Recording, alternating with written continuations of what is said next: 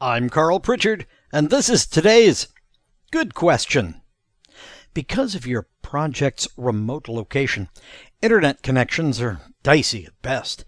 You hate the thought of trying to regularly fax the schedule to your team. Just when you're about ready to give up on network diagramming, you realize you could consider... Good question. Hey, before we get to the answers to today's good question, want to remind you, October of 2020, we host the PDUs Cruise. That's right, 15 PDUs, managing multiple projects training aboard the grandeur of the seas. All for under $1,400, the cruise and the training. Check it out. And if you have any questions, email me or message me on LinkedIn. Love to hear from you. Now back to business. Because of your project's remote location, internet connections are dicey. Just when you're about ready to give up on network diagramming, you realize you could consider, well, first, there's one of these that has nothing to do with scheduling.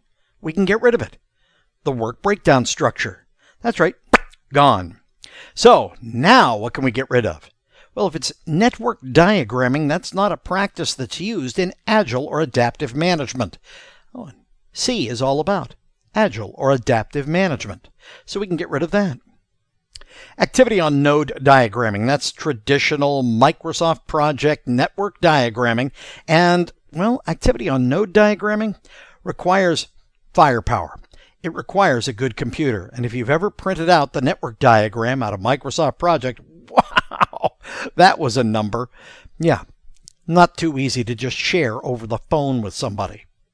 But activity on arrow diagramming can be done over the phone.